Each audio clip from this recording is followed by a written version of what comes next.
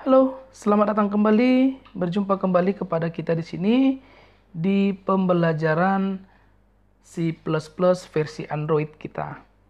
Nah, untuk aplikasi yang kita pakai kali ini adalah aplikasi CPP Droid. Sekedar informasi bagi kita semua, jadi aplikasi CPP Droid ini adalah sebuah aplikasi yang bisa dikatakan cukup bagus ya bagi bagi kita-kita yang ingin belajar pemrograman terkhususnya C++ menggunakan handphone. Nah, jadi langsung saja kita akan mulai bagian pertama yang terpenting di sini ya, teman-teman adalah struktur dasarnya. Kita akan membahas tentang struktur dasar. Jadi, di dalam sebuah perintah program, di dalam sebuah bahasa program, selalu ada yang namanya adalah struktur dasar program. Nah, sedangkan di dalam C++ bagaimana? Di dalam C++ dimulai dari bagian pertama ada yang namanya include. Lebih kecil atau tanda lebih kecil. Di dalamnya itu adalah file header-nya, teman-teman. Apa file header-nya? Nah, file header-nya itu yang pertama di sini misalkan kita pakai stdio.h.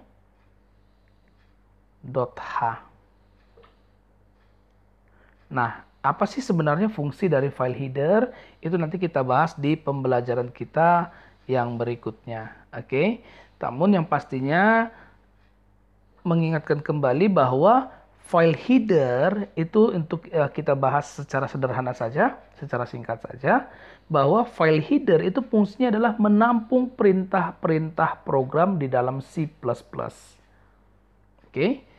Nah, jadi kita lanjutkan bagian yang berikutnya. Di sini perintah yang kedua adalah using namespace std. Jangan lupa pakai titik koma, teman-teman. Oke, jangan lupa pakai titik koma, nanti dia bisa error nanti kalau tidak buat titik koma ya. Lalu yang berikutnya ada in main atau void main juga boleh ya. Setelah itu buka kurung kurawal, tutup kurung kurawal atau diakhiri oleh tutup kurung kurawal. Oke. Nah, ini dia untuk bagiannya. Yang berikutnya kalau sudah kita tambahkan perintah, tapi nanti sebentar lagi saja. Yang berikutnya kita melakukan atau kita akan coba cek ya untuk struktur dasar dari perintah C++ ini. Bagaimana cara kita? Nah, di dalam istilah program nanti ada dua, itu namanya adalah compile dan run. Compile and run. Jadi di dalam CPP Droid bagaimana cara mengcompile dan run-nya?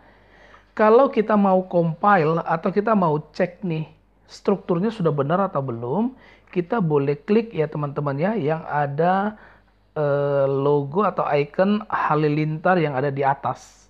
Itu kita boleh klik seperti ini. Nah, katanya ada perubahan apakah mau menyimpan sebelum mengcompile, kita yakan. Nah, setelah disimpan, compile finish katanya. Nah, di sini kalau tidak ada muncul apa-apa, itu artinya dia sukses. Nah, bagaimana cara merankannya?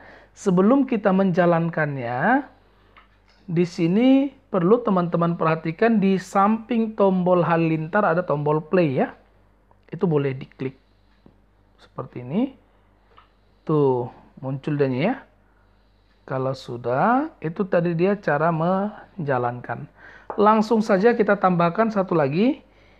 Untuk perintahnya namanya adalah return. Pengulangannya kita pakai 0. Nah, jadi ini ya teman-teman ya untuk struktur dasarnya. Dimulai dari file header. Lalu ada file header itu nanti ada banyak jenis ya teman-teman ya. Lalu ada using namespace std. Lalu in main di dalamnya mulai dari buka kurung kurawal sampai tutup kurung kurawal itu disebut dengan statement. Statement program akan diletakkan di dalamnya itu. Nah, sekedar yang perlu kita pahami bahwa di dalam kurung kurawal ini sifat program itu nanti adalah public. Nah, berarti ada yang private dong. Ada, kita belum bahas itu. Tapi kalau yang namanya public artinya apapun yang kita ketik, perintah program apapun yang kita ketik ini nanti dia akan ditampilkan. Sekarang kita akan membahas tentang menampilkan atau perintah program untuk menampilkan teks ya, menampilkan teks. Nah, perintah program untuk menampilkan namanya adalah cout. Ini adalah perintah program cout. Strukturnya buat lambda lebih kecil 2 kali, lalu petik 2. Cout lebih kecil atau tanda lebih kecil 2 kali, lalu petik 2. Setelah itu apa? Setelah itu ketikkanlah di dalam perintahnya, misalkan selamat datang.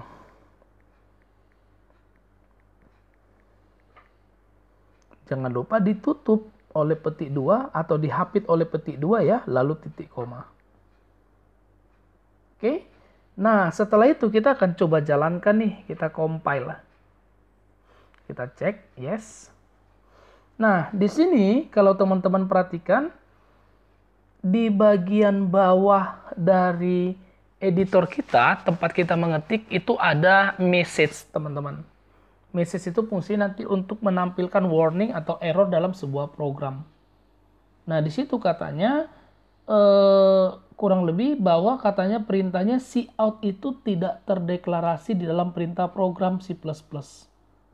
Nah, di sini kan yang menjadi pertanyaan bahwa cout itu kan memang perintah program.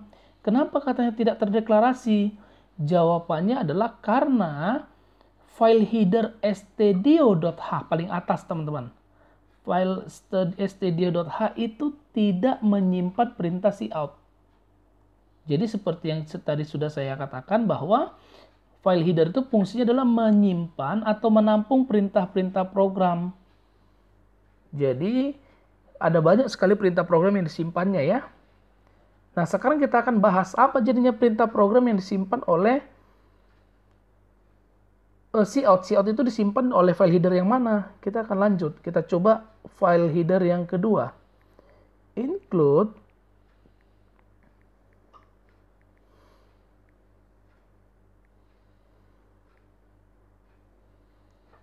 conio.h.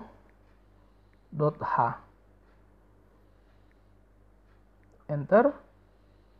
Kita coba kembali compile. Apakah bisa? Nah, jawabannya nggak bisa. Artinya ada lagi atau perintah file header stdio dan conio itu tidak menyimpan perintah cout. File header dari mereka berdua tidak menyimpan. Jadi apa sih yang menyimpannya itu? Kita coba satu lagi. Ada sebuah file header lagi namanya adalah include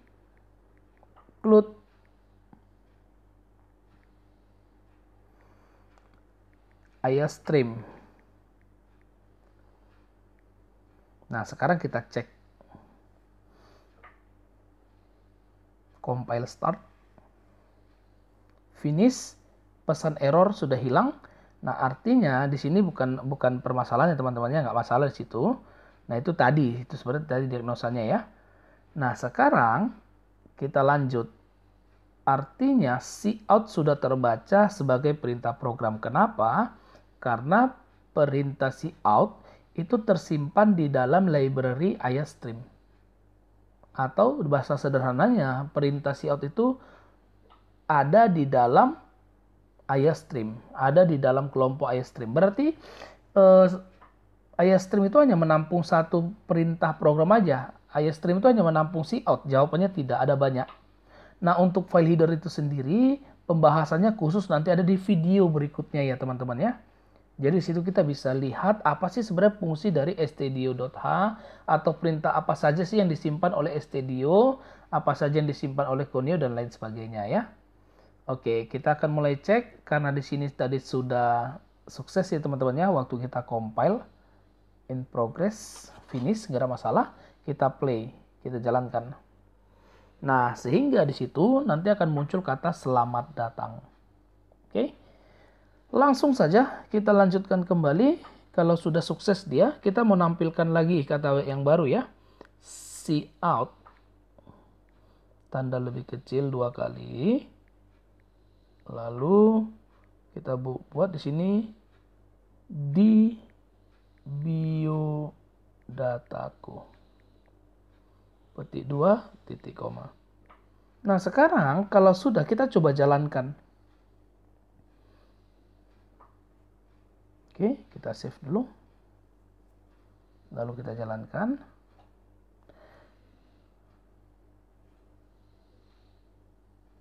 Oke, sudah finish. Nah, waktu kita jalankan, ada yang aneh di sini. Apa itu? Waktu kita mengetik, tadi kan ada 2 baris. Ya, kita mengetik ada 2 baris. Cout, selamat datang. Di bawahnya, cout biodataku.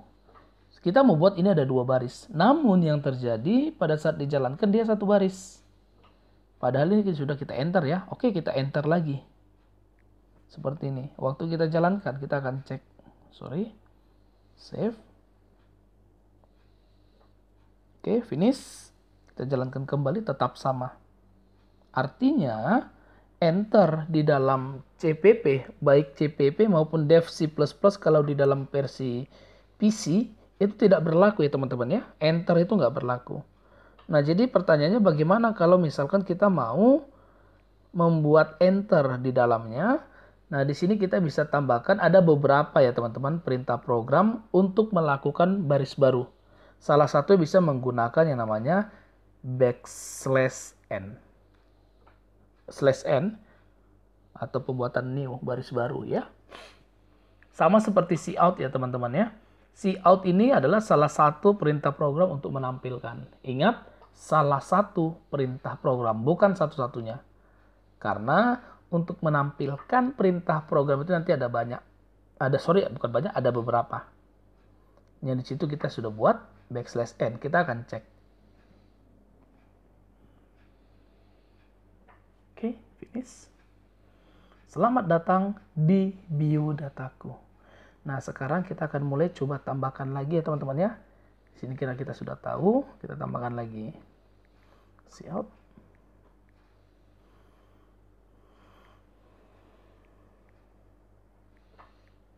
Nama. Titik 2.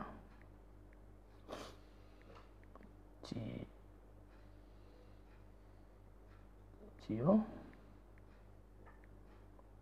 Nah, ingat ya, di sini nanti bakalan 1 baris. Jadi kita jangan lupa menambahkan \n-nya.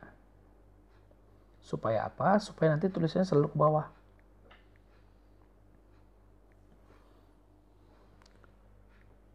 Cout.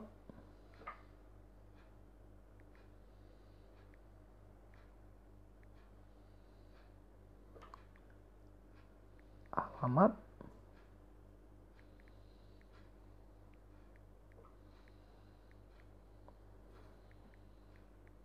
Jalan Bambu nomor 2.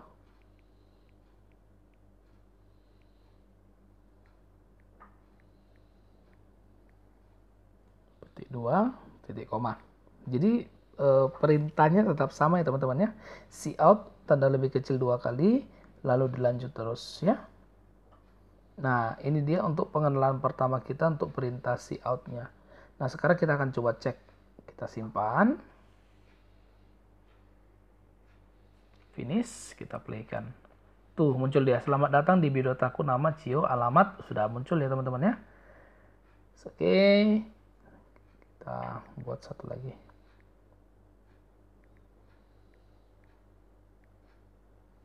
Cout.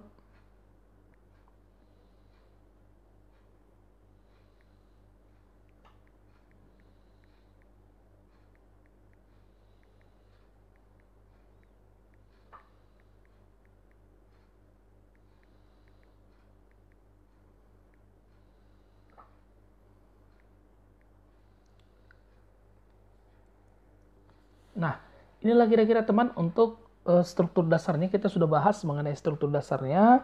Kita sudah bahas untuk bagian penggunaan dari perintah dasar ya di dalam C++. Nah, yang berikutnya ada istilah yang namanya komentar, teman-teman.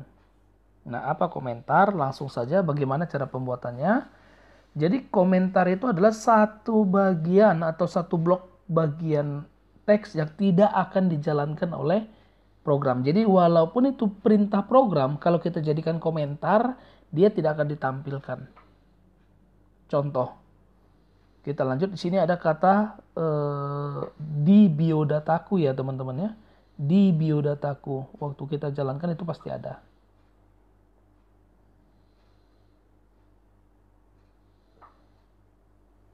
Tuh ya, selamat datang di biodataku. Sekarang kita akan buat ini menjadi sebuah komentar. Sebelumnya kita tambahkan dulu cara membuat sebuah komentar itu adalah dengan cara membuat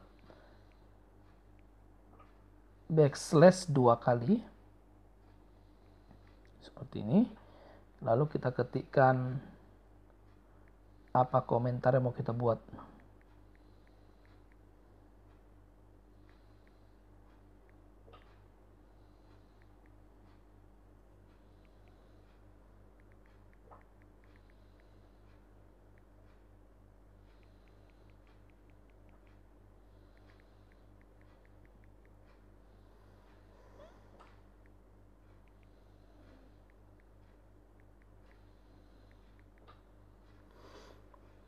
Nah ini kita buat ya, ada kata-kata perintah menampilkan di CPP C++. Ada backslash 2 kali, itu dianggap sebagai komentar. Dia tidak akan dianggap program. Nah jadi waktu dijalankan dia nggak dieksekusi, dia nggak akan dibaca. Nah dia tetap sama.